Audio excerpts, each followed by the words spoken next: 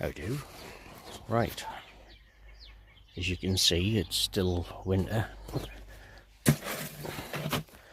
I ran out of propane the other day, so I've had a little bit of a sort out, and I've decided that it's time to build a new forge. And that's going to be the base. So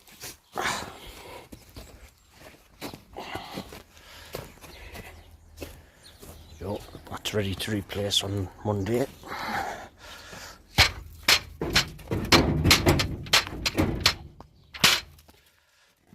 Right, that will melt.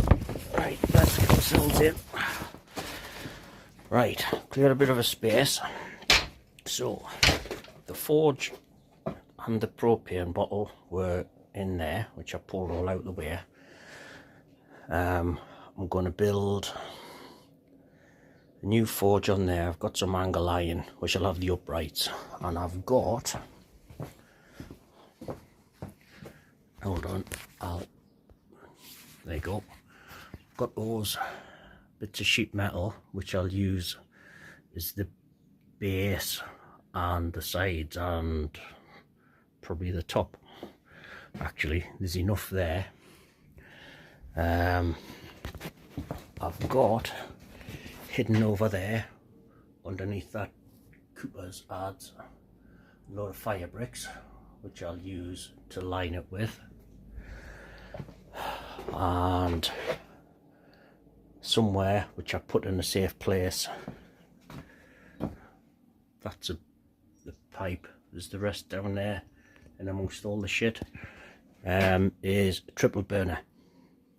So that is going to be built big enough so I can do the heat treatment on those big T-axes that I made a little while ago.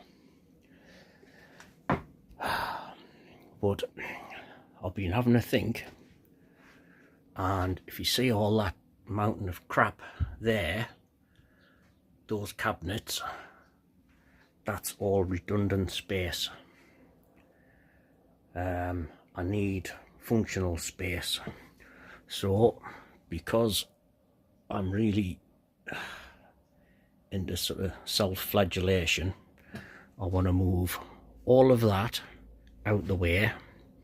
I want to put that cabinet there, move this bench down a little bit, get those drawers moved probably over there so I can actually get access to it. All of this I'll probably store properly in eye inspiration corner out the back, and reposition the big bench with the big vise over there. I did have an idea of moving the press more over there, but bear in mind that the press weighs 230 kilos. The stand it's on is probably 70-80 kilos. It can bloody well stay there. So right, I'll do little bits as I build, I think. So is this going to be the next long-term project, I think? Yeah. So the snow will have melted, we've had summer, then we'll go back to autumn and winter again, and then my nice Christmas present to myself would probably be to have this finished.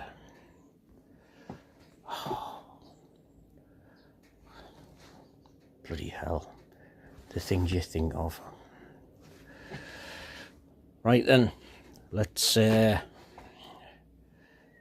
do something. Does anybody want a metal? Right, stop for a 2-minute breather.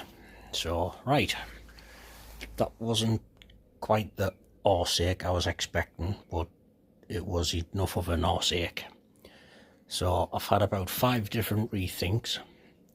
So I'm going to leave, well, I've just turned that round 90 degrees. That's gone from there to there. All that crap that was there is sort of there and there. Put it on a trolley, make life a bit easier. What I'm going to do now, because I'm really stupid, I want that moving across about 9-10 inches or so, which is going to be fun. I've got some big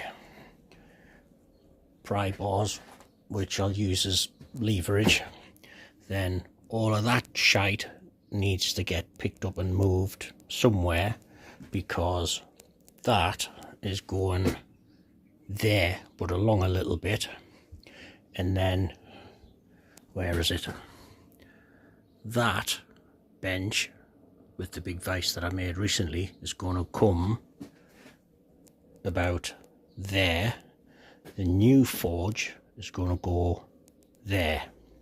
This, the idea was this was actually going to be in the middle somewhere, because you can spin it round and do stuff with. So once I've cleared a lot of that shite there, that bench is going to go across there in front of the gas bottles, so bits of stuff can get stored there. And the big plan to make me welding bench is going to go there, with, you cannot see, but there's two big slabs of metal over there. Make sense? Right, I'm going to become the metal Tetris champion after this. So, right, let's get a bit more done. Right then, time to knock off. So, I managed to get that vise in position there, all the ballast in place just so it doesn't move.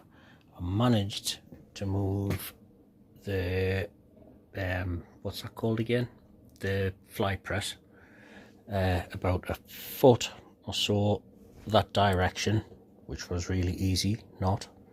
I actually used, I think I pointed it out before, me great big bar, and I managed to bend it, so that's a solid bar, not a hollow one. So I'm quite impressed with myself there.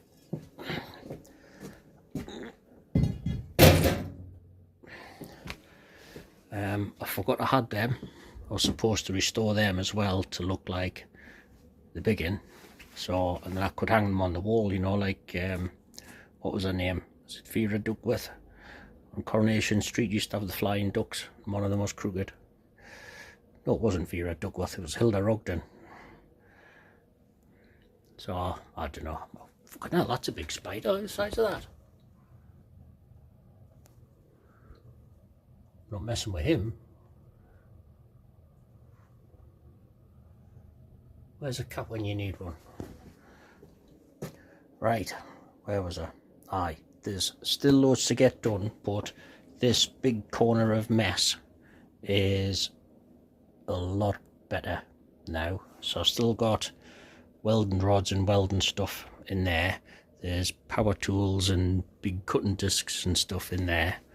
I've got just enough space, I think, to work there. Enough space to work there. What I might want to do is get the cork forge, move it that way a little bit, just so I've got a bit more room, well, just to get in and out. That's going to be moved as well. So here's on to the mess. So tomorrow's job is, well, get that crap moved out of the way. That's easier to move because it's now on wheels. I'll shove that out of the way. Buried in amongst all of that, there it is the big vise I did in the bench I made.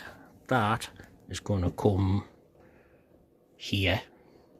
And then the new forge, which I didn't do a very good job of building anything of today, is going to end up living there. There's other bits of stuff just to get either sold, thrown out, weighed in, whatever. Yeah. So once that is over there, that'll give us a lot more elbow room there.